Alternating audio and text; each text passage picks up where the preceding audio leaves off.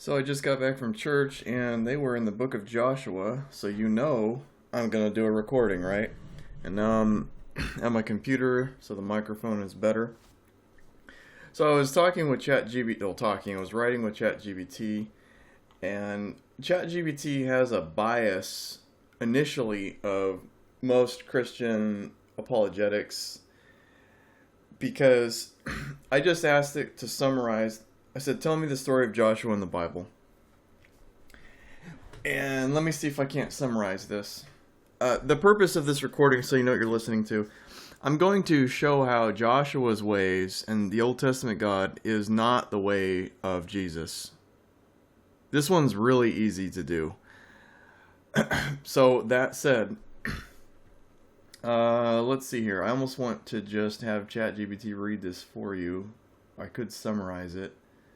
In fact, let me see if I can't get a summary here. Hold on, real quick. Hold on.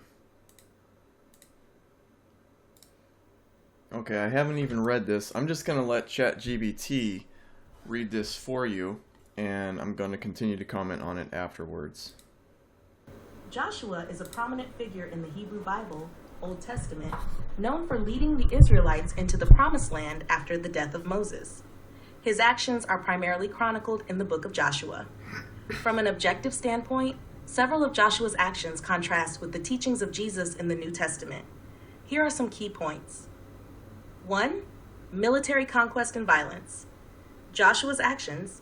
Joshua led the Israelites in a series of military campaigns to conquer the land of Canaan. This involved the destruction of cities and the killing of their inhabitants, including men, women, and children. Notable examples include the battles of Jericho, Joshua 6, and Joshua 8. Contrary to Jesus' teachings, Jesus preached nonviolence and love for one's enemies. In the Sermon on the Mount, he taught, "Love your enemies and pray for those who persecute you," Matthew 5:44, and "Blessed are the peacemakers," Matthew 5:9. 2. Total destruction, Herem. Joshua's actions. He carried out the practice of Herem, which called for the complete destruction of certain cities and their populations as an offering to God. Joshua 6:17-21. Contrary to Jesus' teachings, Jesus emphasized mercy and compassion over strict judgment. He often associated with sinners and outcasts, offering forgiveness rather than condemnation, e.g., the woman caught in adultery in John 8:1-11. 3. Lack of forgiveness and mercy. Joshua's actions. There are instances where no mercy was shown to defeated enemies. The Gibeonites deceived Joshua into making a peace treaty, but when their deception was discovered, they were cursed to perpetual servitude. Joshua 9. Contrary to Jesus' teachings, Jesus taught forgiveness and instructed his followers to forgive others repeatedly. Matthew 18:21-22. 4. Collective punishment. Joshua's actions. After Achan violated God's command by taking forbidden items, Joshua ordered the execution of Achan and his entire family. Joshua 7:24-26. Contrary to Jesus' teachings, Jesus emphasized individual responsibility and warned against judging others. He taught that one should address one's own faults before pointing out the faults of others. Matthew 7:1-5. 5. Retributive justice. Joshua's actions. The conquests were often justified as divine retribution against the Canaanites. Contrary to Jesus' teachings, Jesus promoted restorative justice over retribution. He encouraged turning the other cheek instead of seeking vengeance. Matthew 5:38-39. 6. No advocacy for peaceful resolution. Joshua's actions. There is little evidence of Joshua seeking peaceful negotiations with the inhabitants of Canaan before initiating conflict. Contrary to Jesus' teachings, Jesus advocated for reconciliation and resolving disputes peacefully. Matthew 5:23-24. Contextual note. It's important to recognize that Joshua's actions occurred in a specific historical and cultural context where warfare and territorial conquest were common among nations. The Old Testament narratives often reflect the norms and beliefs of that time. In contrast, Jesus' teachings in the New Testament present a shift towards personal morality, spiritual fulfillment, and universal love. Conclusion. From an objective standpoint, the actions of Joshua involving warfare, destruction, and strict justice contrast with Jesus' teachings on love, forgiveness, and nonviolence. This reflects the differing emphases and contexts of the Old and New Testaments within the Bible. Okay, so as you can see, even though I instructed ChatGPT to be as objective as possible, I said, I don't want you telling me what mainstream Christians think. I don't want you telling me what Christians throughout history think. I don't care about all that nonsense. Just be objective. And then I finally got this printout, because all the ones before it were, but you have to understand and you have to consider, and it was just, stop with the lies and the nonsense.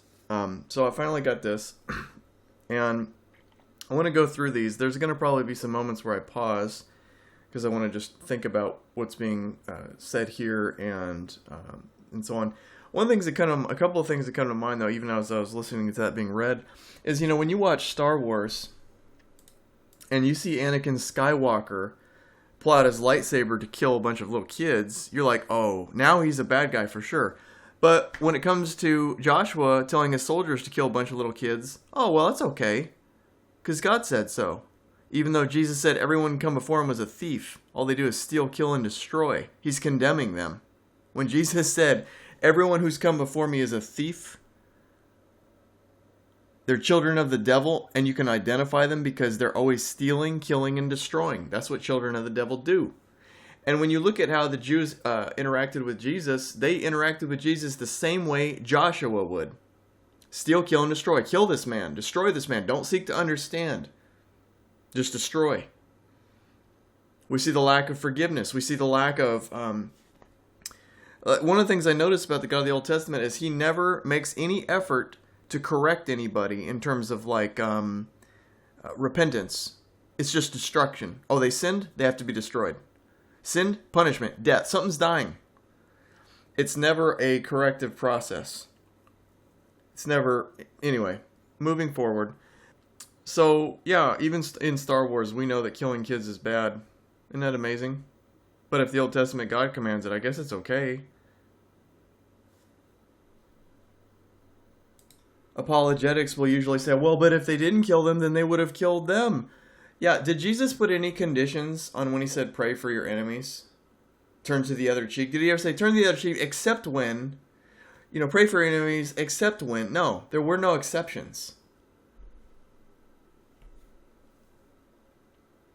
Jesus even addresses the audience. Jesus says, to the parents in the audience, he says, even though you guys are sinners, even though you guys are bad people, sinners, and you're not perfect, even you know how to give your own kids good gifts. And he says, if your kids ask for bread, you wouldn't give them a stone. If he asks for fish, you wouldn't give him a snake. Jesus is directly addressing the God of the Old Testament, who, when the Hebrews were starving, they asked for real food. And the God of the Old Testament in the book of Numbers says, sent poisonous snakes to kill them. For how dare you asking for real food as you starve? Jesus is addressing this so that he's hoping to correct this culture that he's in. While at the same time not just being open and saying God of the Old Testament was the devil. These religious leaders are children of the devil. They're the experts of the devil's belief system and laws and rules and ways and spirit. Don't be like them. Now, you would give your kids good gifts. You would not give them poisonous snakes like the God of the Old Testament sent to the Hebrews. I noticed in this recording, ChatGPT says, but you got to understand the cultural norm back then was war all the time. It's been war all the time for thousands of years ever since. What do you mean it was the norm back then? We still have countries at war even now. Even now in the Middle East, you still have the descendants of the devil still trying to take land because they think that it's promised to them. It is evil. Can you imagine if someone knocked on your door and said, God promised me this house, get out. Oh wait, no, never mind. I'm just going to kill you and your kids to take this house because my God promised this. Can you imagine the shock of these cultures? That this completely insane and evil people are going around killing everybody, saying that our God said that it's our land now, you have to die, your kids too. No mercy, not even for a kid. Do you understand? If you're on the receiving end of that, it's pretty evil. Imagine someone knocking on your door, and when you open it, they kill you and they kill your kids, and then they live in your house. Stealing, killing, and destroying. That's what the children of the devil do, and that's what the Old Testament is full of. So when I say that the God of the Old Testament is the devil, and Jesus condemned him and was continually speaking against him, why do you think Jesus came to the Jews? He came to the children of the devil. He literally went to the front line of the battlefield. He went where all of the devil's leaders were. Judaism was unlike other religions in that it was pure devil worship. Everything else was just nonsense. It was usually selfishness. It was hedonistic. It was, like Baal worship and all that. But the Old Testament God was the God of this earth. The prince of the air was the devil. An angel of light who likes to give the illusion of right and wrong, and he's just and he's upright. But what you see in his justice is a lack of mercy. I've noticed this with the devil. He loves the law. He loves using the law as a weapon to enforce, to enslave, to hurt. But he has no mercy in him. He has no grace in him, no forgiveness. And we see this in the children of the devil in the Old Testament. There is no mercy or forgiveness. And let's think about those people. I can't even remember their names. Let me see if they got it right here. The people who... Where were they?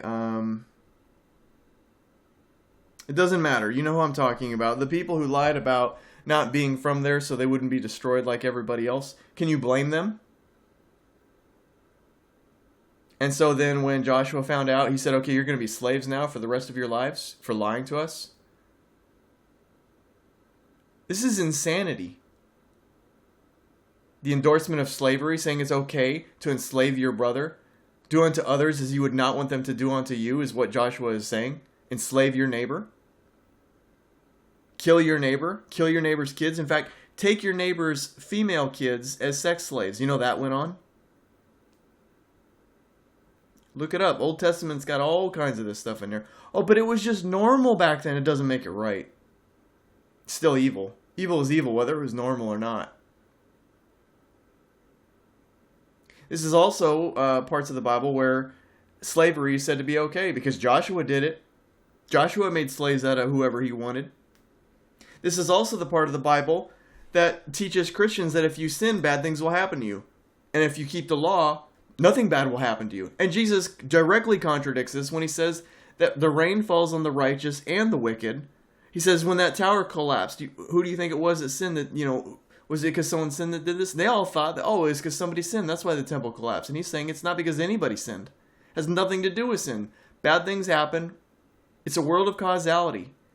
And God does not guide the raindrops based on whether you keep the law or not. And so that's another nonsensical lie that the Old Testament puts out, that if you keep the laws, you will be blessed. And if you don't keep the laws, you will be cursed. Let me tell you something. I know a number of people in my life who are as godless as it gets and evil, and they see nothing but financial prosperity over and over. Now, they're empty people. They are empty.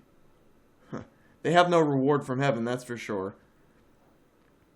But they are continually given money and things. They continually advance in this world. That's another thing that came to mind when Jesus makes it clear that his kingdom is not of this world. When they come to arrest him, he said, if my kingdom was of this world, my servants would defend me with swords. But that's how you know that my kingdom is not of this world. He was disassociating himself with David's worldly kingdom that is kept in force with swords under murder. That was a very powerful moment when he said that. You see, up until that point, all of his followers, keep in mind, Jesus was a very lonely man because he came into the devil's children. He went to the front line, right at the front. He didn't start in a country that was on the outskirts, who spoke against Judaism and the God of the Old Testament, the devil. He didn't come from, he went right to the front line. Why do you think that the Jewish religious leaders were trying to kill him so bad? Because they understand, when he made that reference about the book of Numbers, when he said, even you guys who are bad people know how to give your own kids good gifts. If your kids ask for a fish, you wouldn't give them a snake. The religious experts knew he was referencing Numbers. And he was calling their God, the devil, evil. And they knew it, but the laymen in the public did not understand that. They didn't catch that reference. And Jesus' disciples were lame like that. They didn't understand these references. And they still thought that this was going to be a violent revolution, that this was going to be a worldly kingdom, that the devil, the God of the Old Testament, was who he was here to support. And this is why when they wrote the New Testament, they had that bias. They didn't get it. Jesus even said that. They don't get it. They can't handle it. It won't be till much later when the Spirit of God comes to them that they'll begin to understand. And here we are 2,000 years later, and people, when you go into a Christian church, are still worshiping a fire-breathing dragon who calls fire down from the sky to kill his enemies, just as it's warned in Revelation, who deceives the entire world. You know, of all of the major religions of the world, Christianity, Islam, and Judaism, they all worship the God of the Old Testament. It's one thing they have in common.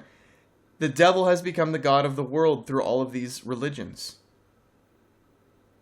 Now, they begin to vary based off of, Jesus, Muhammad, etc., from their perspective. But what they don't see is that they all have the one common link, that they worship the devil, the God of the Old Testament. And it's gone on for thousands of years. That's wild. The whole world was deceived by this thing. And for very long periods of time, even, you couldn't even function in society. Like if you weren't a Catholic, you couldn't even buy or sell in Europe. You couldn't do anything. You couldn't get a job. You couldn't do anything. You'd be an outcast. Anyway, I don't want to go off onto a Revelation interpretation. I want to stick to the subject of how Jesus was continually condemning the God of the Old Testament. The people of his time didn't see it. His own disciples didn't see it. Another thing that I've mentioned before, I'll say it again, is the devil always wants the blood of the innocent. The devil can't forgive, you see. He's not capable of forgiveness. All the devil can do is trade and exchange. So if you want something, you have to give something.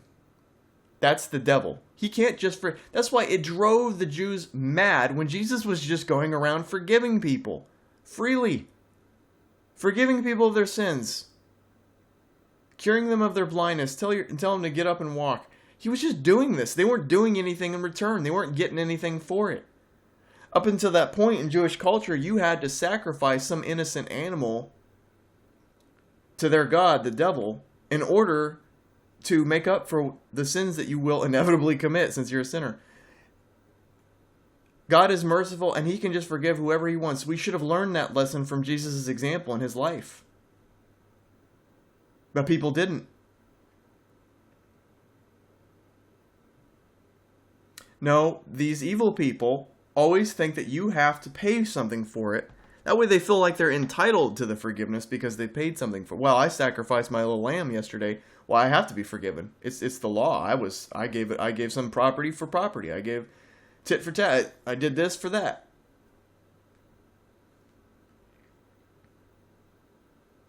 Evil. And this belief transferred over to trying to understand what was the meaning of Jesus and Jesus being here.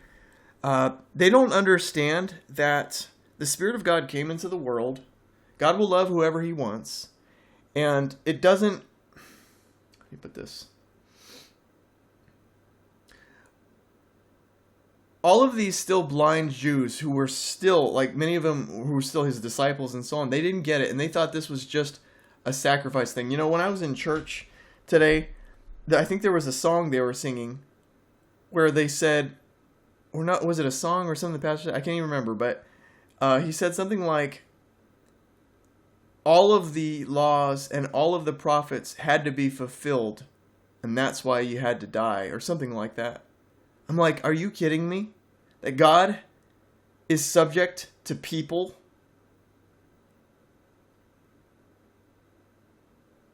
That he has to make sure his bros, the prophets, don't end up being false, so we got to shape everything to make sure that they don't look bad?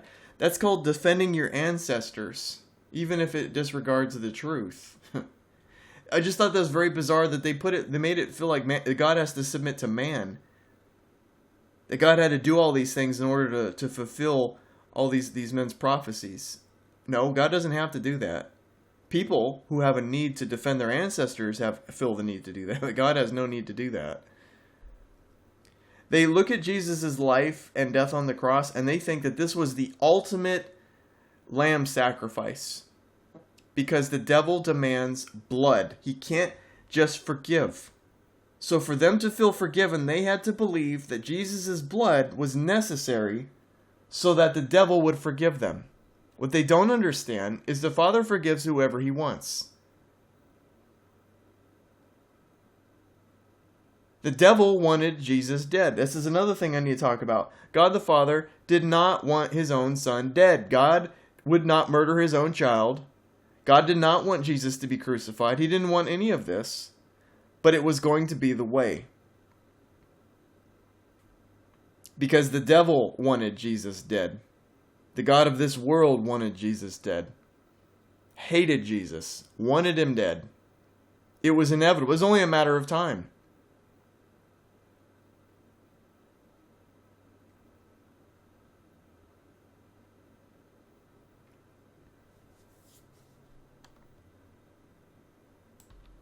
Jesus was exposing Satan, was revealing Satan, was condemning Satan and his children were squirming.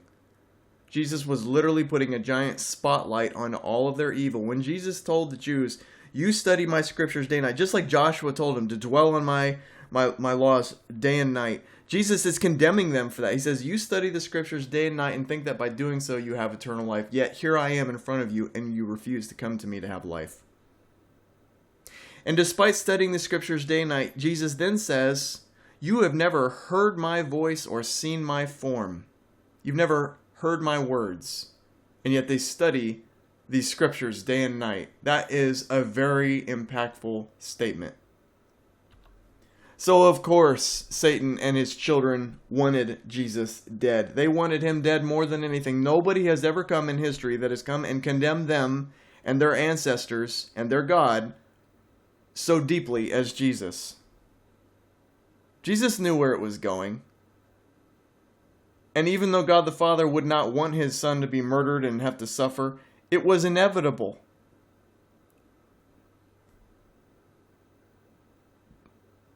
When Jesus was arrested, see, Christians say that God killed his own child. That is so evil. God is not a hypocrite. He would not tell us to not kill our own children or make human sacrifice, but then he himself kill his own child. God is not a hypocrite, so quit calling God a hypocrite. God did not want his own child dead. It was the devil who did. The God of the authorities of this world wanted him dead. And the devil got what he wanted. The devil got innocent blood. But God the Father rose him from the dead. Showed that his ways were greater. Showed his plan was greater. Showed that it doesn't matter what the devil wants to do, God is greater. That Jesus overcame this world. And it was obvious.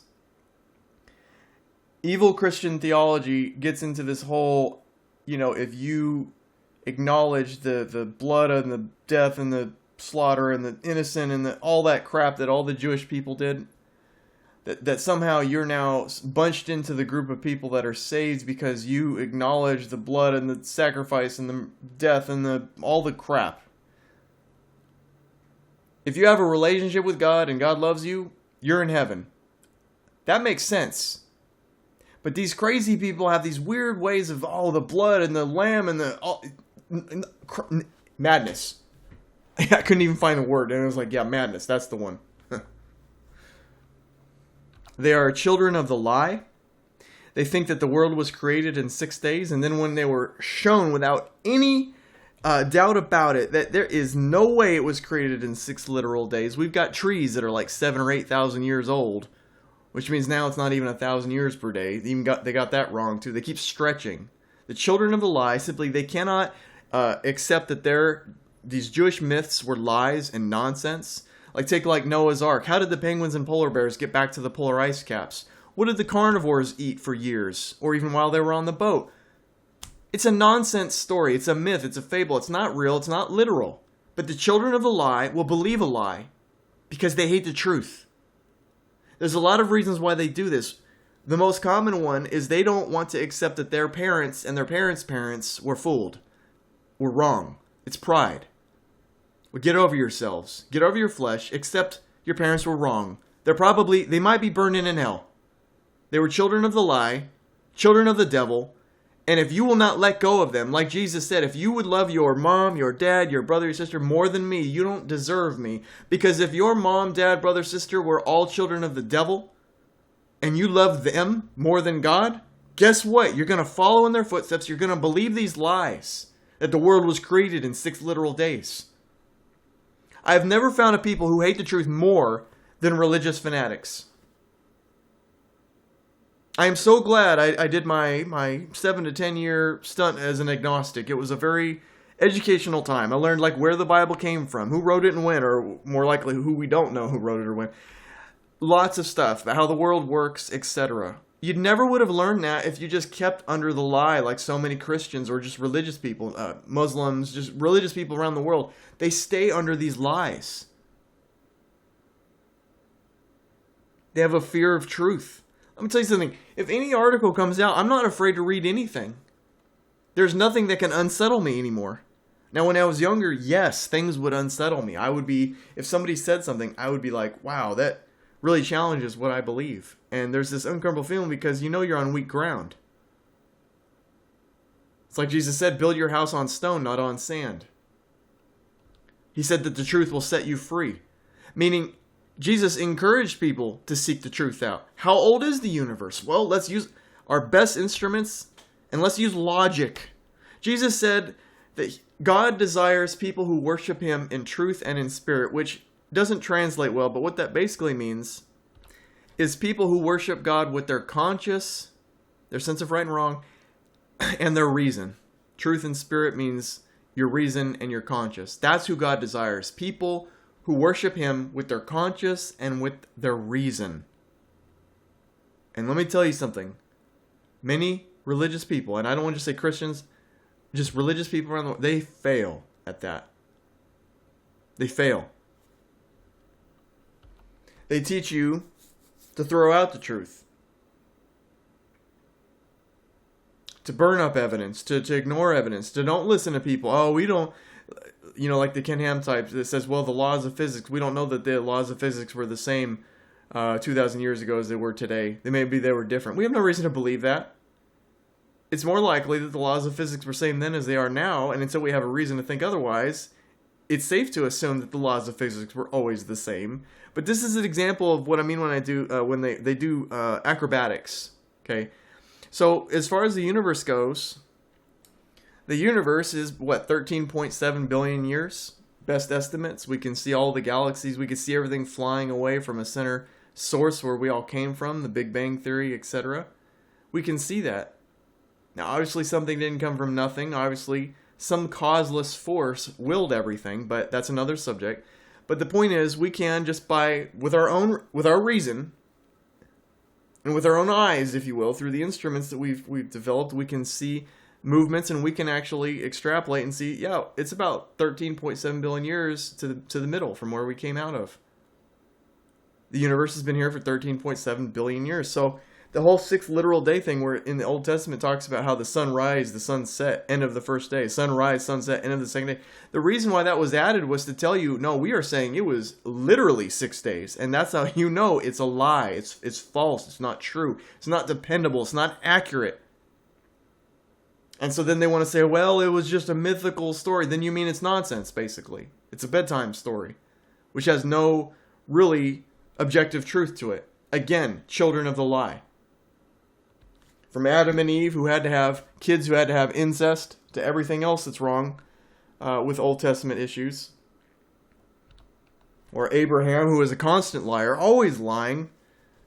Why do you think when Jesus said, when they kept calling themselves children of Abraham, and that Abraham was their father, he says, only God is your... He's talking to those who he knows belong to God. He said, don't call anyone your father, meaning referring to Abraham, meaning disown Abraham, or Abraham is not your father. He says, only God is your father. So he was correcting them at that. They called themselves children of Abraham, while he called them children of the devil. Why is it that Christians didn't catch that he was calling their father Abraham the devil, who is always lying, so when he lies, he speaks his native tongue?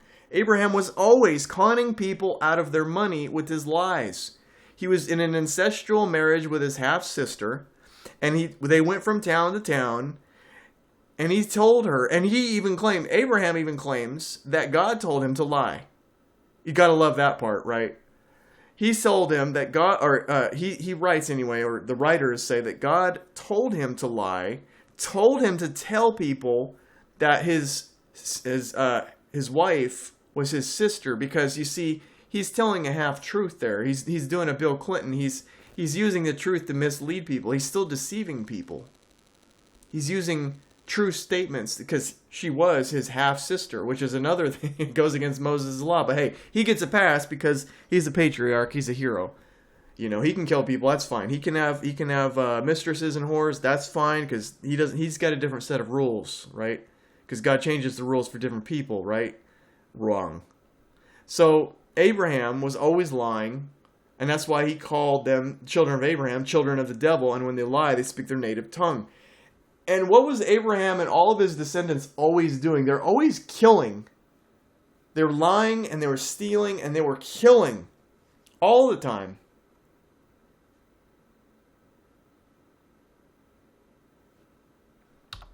And I guess it should not surprise me that I thought about how Jesus was literally sent right into the pit, right into the devil's nest with all of his children. And there are times I've been very lonely in my life, and I thought, why it really wouldn't matter where you go. You'd either be dealing with Christianity or Islam. You're still dealing with the God of the Old Testament.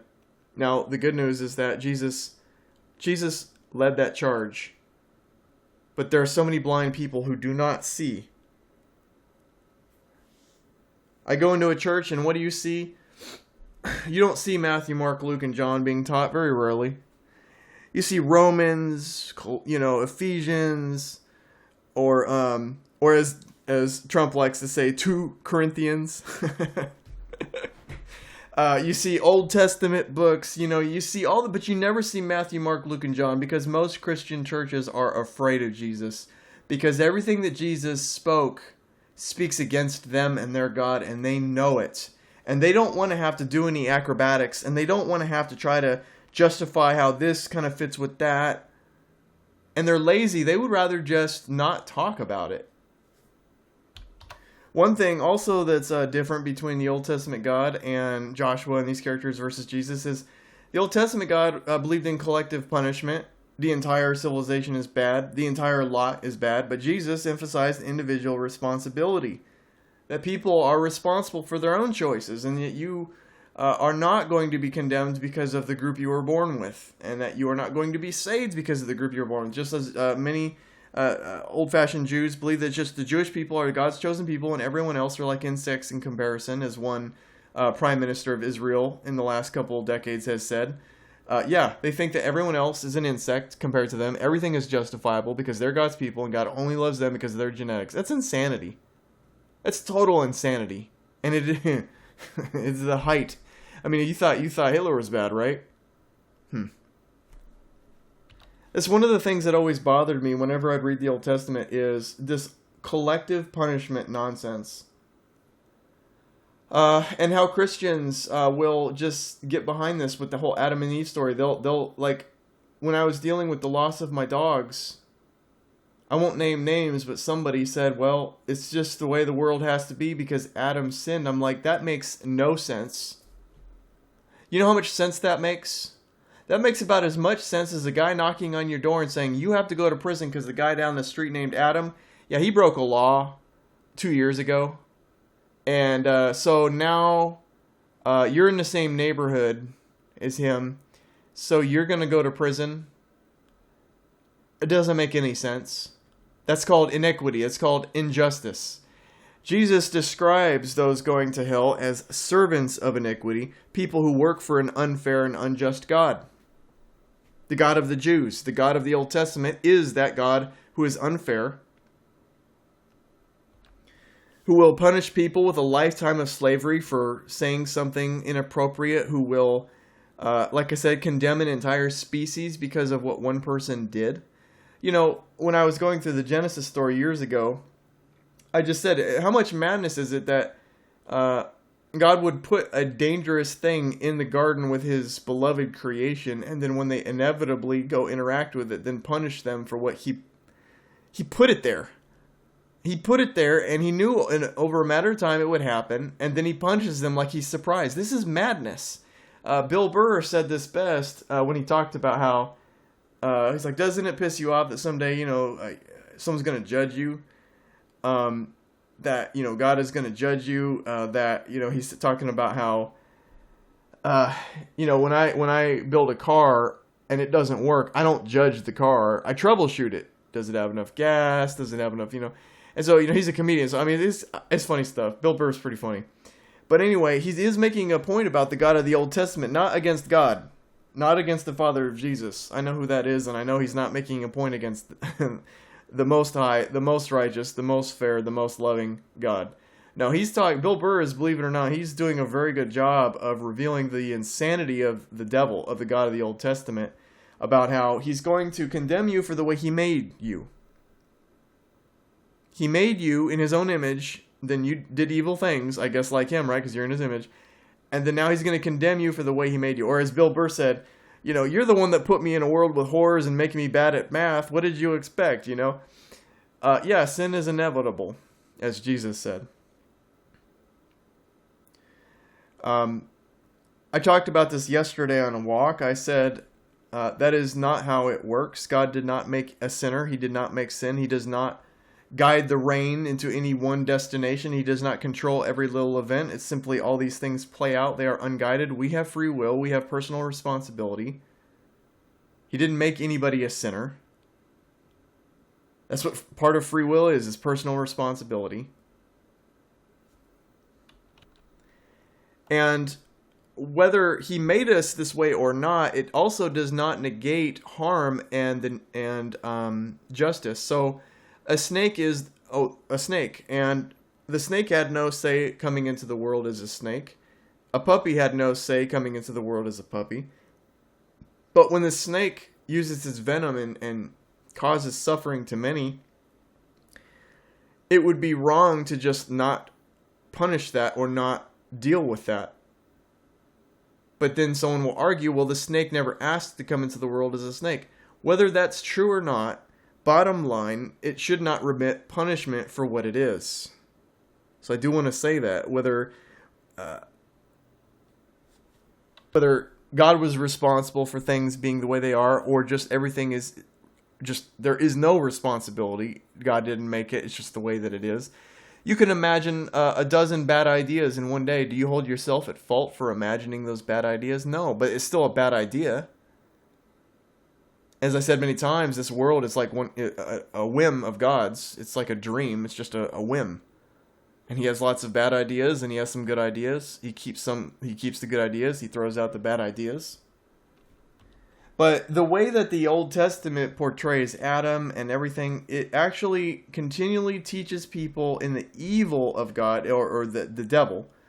Because the way it's shown in the Old Testament is God made man in his image. Bottom line, Old Testament says God made man the way we are. But then proceeds to punish us every single way because of the way we are. And so what does that do? That causes two groups to emerge. One, the atheist group, which will just say, this is madness. And why would you blame somebody? Why would you blame a thing for the way you made it? Bad car, stupid car, kicks the car, even though they built the car. They're the only one at fault. And then the other group, which actually goes deep into the delusion and the madness and enters this abusive relationship with the devil. I think I represent the third group, where I'm neither an atheist nor following this madness. These are Jewish fables and myths and nonsense from lies from the children of the devil. But back to the subject of Joshua.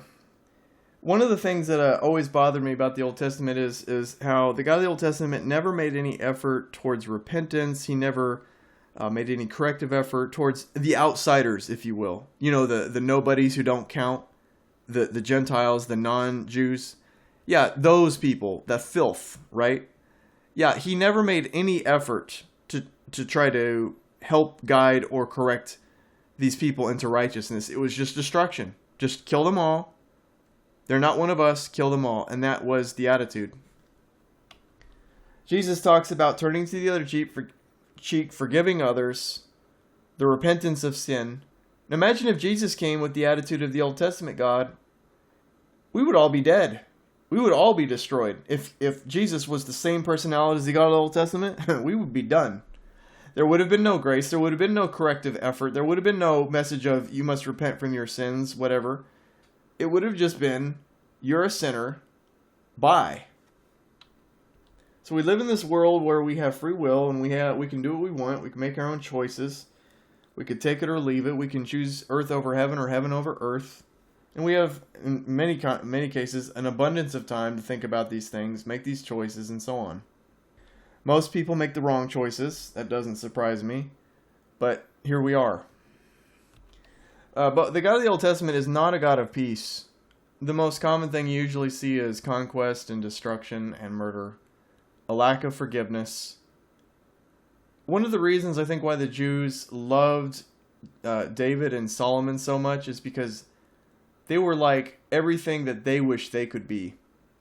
So David and Solomon had hundreds. David had like 100 whores, and Solomon had like 1,000 whores. David had like a dozen wives. I don't even remember how many. Just more than 2, all at the same time. Polygamy. Just the madness and how he gets a pass. Why? Because he's. I don't even. It feels blasphemous to even say like God's bro. Like it's just. It's so appalling to say that this is the role model. This is the representative. I'm so glad Jesus came to set the record straight and disassociate himself from that evil kingdom. One thing I thought when trying to argue their side, like David's side, is, man, he does a very good job of showing God's grace. If David, let me put it this way. If David is in heaven, then God is extremely gracious. So if there's any one thing that David was used for, was to demonstrate the depth of God's grace. That's about the only thing I can find from him, because otherwise all I see is adultery, murder, etc. You have Abraham, who claims that God told him to go kill his child. Yeah. And then claims that later God changes his mind. God doesn't change his mind, and God would never tell anyone to kill their child. And so it was the devil who told Abraham to kill his child. God doesn't need it. God already knows what's in the heart of a man. The devil does not know all things. The devil is the one who tempts people. The devil is the one who tests people, not God. Why would God test you for something he already knows? And he would not tell you to kill your child, and he would not tell you to change your mind, and this is how you know it was the devil. And this was a massive blunder, both on the part of Abraham and the Jews who wrote about him, because they thought that they were writing about a man who had faith in God, not knowing they were literally capturing a man who was blind and a child of the devil. Abraham profited off of a lifetime of lies. He was a wealthy man, a pig, just as Jesus told the wealthy people to sell your wealth and give it to the poor. Abraham never did that. Abraham remained a wealthy patriarch who made his money through grifting and lying, and then continues to blaspheme by saying that God told him to kill his child. When I say blaspheme, what I mean is to make God look bad, to try to make other people, either inside or outside of religion, to look at God as evil, to call good evil and evil good. That's what Abraham and all these Old Testament characters were causing and were doing. They were teaching people in the inequity of God, in the unfairness of God, in the cruelty of God. Their God. I don't mean God the Father. I'm sorry. I'm using the same word, but in their God, the devil. And that's the one subconscious thing that keeps getting driven home. So that when a person, if they remain in the faith of this belief system, by the time they graduate, they have become a master of iniquity. They have literally accepted so many double standards and subtle behind the scenes evils. Most people nowadays will not graduate. They will end up being an atheist or something to that effect because they'll see the madness for what it is and then they don't know what to make of it. But their mistake is to just give up. They didn't understand that Jesus condemned this. They didn't continue to seek. They got lazy. They gave up. But Jesus spoke against all of the evils of the Old Testament and their God. But let's get back to the subject of Joshua the baby killer, right? Like Anakin Skywalker, the guy who goes from town to town killing everybody's babies. And there's another thing. There's another hypocrisy of the God of the Old Testament. I know I'm off subject again. Here we go. Think of it like this. When Herod, in Jesus' time, when Herod killed all the 2-year-old babies, people said he is so evil. That is such a horrific thing to do. All of the baby boys. You know who else killed a bunch of baby boys? Just for one person? That's right, God of the Old Testament. Went and killed all the baby boys in Egypt because of Pharaoh's stubbornness, according to the story. So, again, they're portraying God as a baby killer who kills the innocent for some game. Like he couldn't find any other way. Like maybe loosen up on the hardening of his heart. How about that? And that's another bizarre thing. When you read the Old Testament, it says that the God of the Old Testament, the devil, hardened Pharaoh's heart. That he turned Pharaoh against the idea of it, while at the same time, meaning he's God. And in that verse, it actually says that the God of the Old Testament suspended Pharaoh's free will by hardening his heart, making him unusually hard against the idea of letting him go is borderline suspension of free will. I think most reasonable people, if they saw how many plagues were going on, would probably just say, you know what, just let him go. But in the Old Testament, it says that God hardened his heart so that worse things would come. So that eventually he does kill all of the baby boys in that town. So why is it if Herod does it, it's wrong, but if the God of the Old Testament does it, it's not wrong?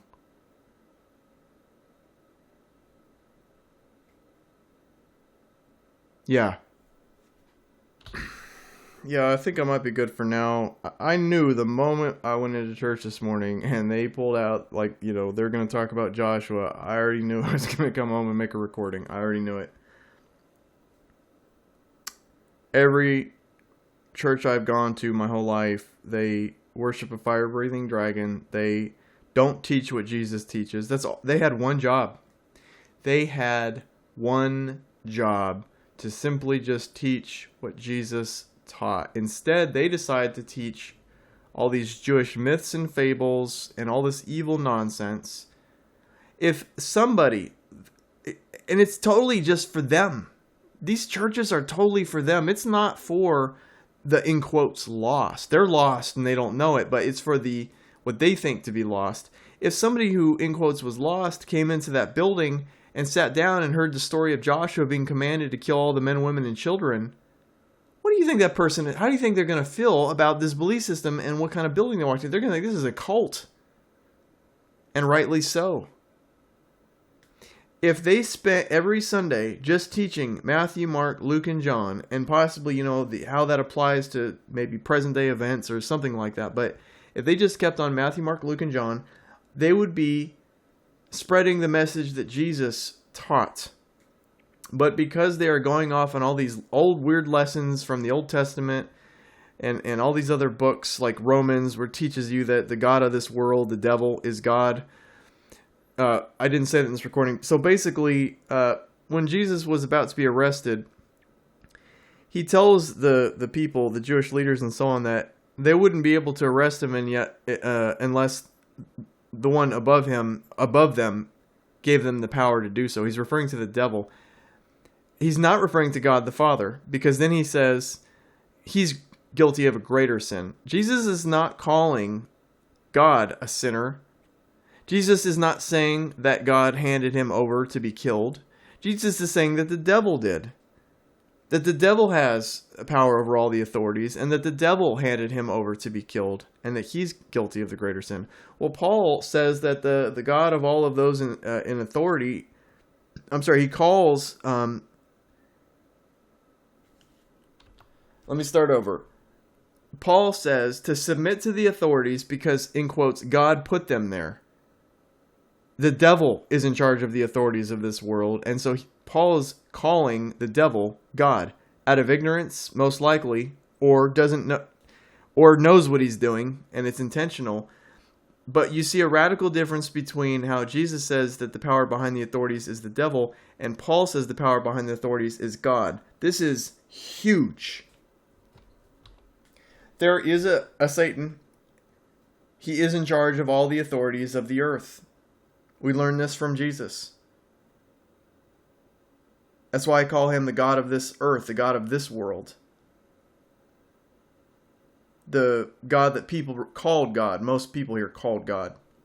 But he's not the Father of Jesus. He is not the God of heaven. He is not actually God. He is the devil. He is the imposter. It's no surprise that his Bible is full of lies and nonsense. His Old Testament, full of nonsense, madness, cruelty, unfairness. And it's no surprise that his children love and submit to that. And most of his children, his children are pretty much the majority of Christianity. And you could say Islam as well, and other of the major faiths, the Abrahamic beliefs. I'm tired of it, man. I'm getting tired of this little lesson today too. When you use these people as role models, like David or Abraham, it's no surprise you have prosperity pastors. It's no surprise you have people who are for a government that will kill people for their land, or they just won't care. Because in the back of their mind, they're thinking, well, the people in the Old Testament did it, and they were rewarded for their murders. Good job killing those kids. Here's your land. They were rewarded for doing evil. They prospered for doing evil. I remember when 9/11 happened, and there were protests, and so on, because I was in that camp of people that was aware that that building was demolished, and there's no way that jet fuel melted that thing. Otherwise, tell every demolition team on Earth, stop using thermite for your demolition. Just use jet fuel, man. Heck, it worked in the Trade Center. It'd work everywhere else. Save a lot of money on thermite, man. Just put jet fuel on that thing. It'll melt that thing, and it'll fall at free falls. No, jet fuel didn't melt the thing. Of course it was an inside job. So that was even just not even months after the Trade Center came down. I was aware of the truth, and but it was a very unpopular and unfavorable position. It was traitorous, actually. We had people booing us and everything, calling us traitors. I'm thinking, well, you know what? Then send your son off to Iraq, you dummy. I mean, you hate us so much. Well, just go take it out on those poor Iraqi people who had nothing to do with this attack. Anyway, as this was going on, I felt, and keep in mind, I was like, 19, around that age. I was born in 82, and that was 2001, so yeah, 19, that's a pretty good guess. Yeah, 19, not even 20 yet. And all these protesters had this stuff. Well, I put a sign out that said, WWJD, what would Jesus do? And get this, Pastor Matt from Sandals Church saw this, and he made a commentary in one of his sermons. And he didn't know, but he was commentating on me holding the sign, and he was joking and saying, can you even believe there was some idiot out there on the corner with a sign that said WWJD? When he felt the need for the necessity for war. Isn't that sad that I reminded people what would Jesus do in this kind of a time and situation? The words turn to another cheek comes to mind. Love your enemies. Pray for those who persecute you. I simply reminded them and woke them up to what they're supposed to believe, and they didn't like it because they defaulted back to their Old Testament God of you kill people for their land, you take things, you don't just forgive, you get something in return, there's a trade, never mercy or forgiveness, etc. A pastor of a very big church calls me an idiot and says he was carrying a WWJD sign in protest of the war in Afghanistan, and then which was then later going to be Iraq.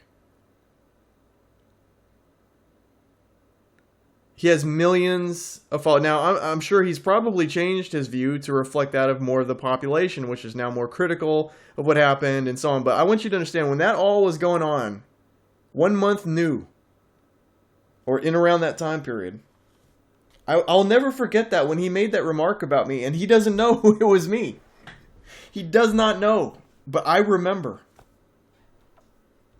And he's a pastor of a big church in California. This is an example, and he's actually a more down-to-earth pastor, too. He's not like, typical, very Old Testament type, but so just imagine how much more Old Testament type pastor would be like, right? And, I like Pastor Matt. He's a funny guy, but I can never forget that when he made that very ignorant remark. And what we saw was herd thinking. Everybody's brains shut down after the 9/11 attack, and everybody went into herd think. I did not. Thank God. I am not connected to the hive mind. But a part of the herd think is to go back to their cultural belief system. And so when they go back to Old Testament lessons, they say, well, there are justifiable reasons to annihilate a culture. And there are justifiable reasons to kill kids. And there are justifiable reasons to, take things, and there's just justifiable reasons. They have this programmed into their subconscious. They have that cognitive dissonance where when it comes down to an emergency like that, they will act on this evil, on their programming. This is the same reason why they can't stand me when I talk like this. Because I am making them realize they have been fooled, and that pride that they have does not want to say, I was played a fool. I got news for you. The devil is very good at deceiving people. From their perspective, they think I'm deceived, and that's madness. I have simply used what Jesus taught to reveal the evils of the Old Testament. That's all I have done. I haven't sit here and come up with anything necessarily new on my own. The core of my content is taking what Jesus taught, like when I made the comparison of asking you for a fish and getting a snake, and then the book of Numbers, the Old Testament God sending poisonous snakes to his children who asked for food. That is not me making my opinion. That is me using their own information that is right in front of them. All I do is take what Jesus says and show it to them, and they get mad. And it's because of subconscious programming. Everybody in the church is super nice. They got their smiles and all that stuff. But if I said even a fraction of what I just said in this recording in the church, in most churches, they would want to walk me over a cliff, no differently than in Jesus' time. Now do you understand the anger that was going on amongst the religious Jews in Jesus' time, why they wanted to kill Jesus so bad? The same message that you're hearing now is the same message that they got 2,000 years ago, and they hated it. They hated him, and they hated it. They did not hate Jesus for saying Abraham was a cool guy. Everything he did was right, and all the ancestors, all they ever did was right. They did not hate him because he said, I totally agree with everything the Old Testament God did of killing those kids and all that stuff. Turning to the other cheek is just how I've changed my mind. I don't want to kill kids anymore. I've changed my mind. I want to turn to the other cheek now.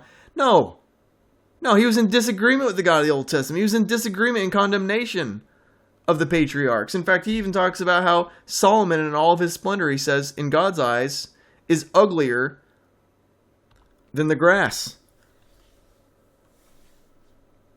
The just natural beauty is more beautiful to God than Solomon in all of his splendor, meaning it is not beautiful to God.